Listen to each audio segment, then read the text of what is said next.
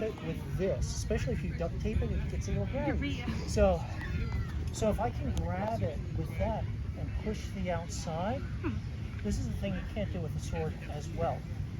If now, when I have my sword over here, let's say, when I step in, I'm going to step in and we're going to rotate that baton. Now you've created a wall with the sword on the outside that you can keep there. There's a reason this is brown. Oh look, a poo stick. Yeah. It is the poo stick. Yeah. That's crazy. That's funny. So, yeah. Have you told them the story behind it? Some of them have heard it, and it's an amazing story. You should tell it regardless if everyone here has heard it. They haven't heard it from you. So, just very quick.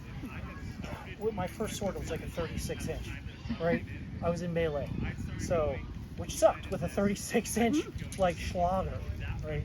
So I was like, what can I do to be helpful? So I was like, what's the max length of a baton?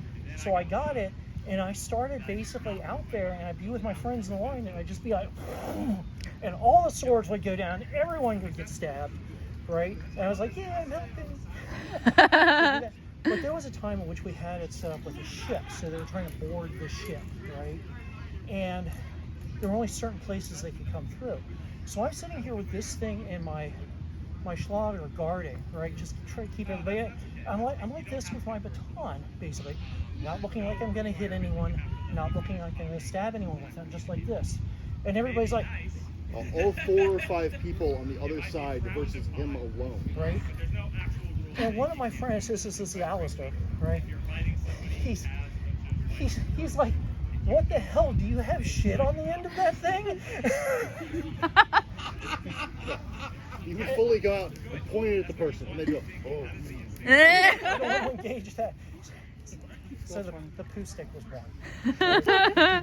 One of the common mistakes that a lot of people make when talking about baton is that it is like a sword that cannot stab, and it's not. It operates completely different with its weight dynamics out at the end. Yeah. And by saying that, you forget about all the bonuses of this thing.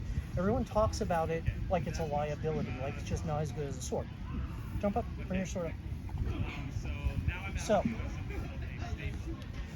if I'm here and we're fighting, let me be right-handed because that's usually what's going to happen, right? So, in this situation, if I come in and I go, boom, right? Look what I've done. I've straight up and down caught it. I can even catch it. So try and push my sword out, my stick out of it. Right? Right? No, not so much. Down here. But look where she's pushing against. She's pushing against what would be the double A of the sword, right? So go ahead, push. Right? This is not easy for me, right? But I can do it a lot better than I could with this. Mm-hmm. So when you have fencers who maybe are having some trouble crossing distance to get to the opponent who may be, I don't know, Laertes. Someone tall, right? Someone with a really long sword, we're obviously going to have a problem getting across that distance. So being able to reach out, right, and move that sword, and as you step, keep coming, right? Because what do I have to stay down? What do I have to do to get around this thing? Right? I either have to go all the way over, all the way under, or I have to get all the way out. By that time, I should be dead. Grab it one hand length for the Yeah, there you go. Yeah. individual balance is a little different. But So in this case, right, you're fighting that fighter, and you can grab at the very end of that thing, right, and manipulate that sword however you want. There is a chance, so you got to be quick when you grab it because they're going to try and disengage, right?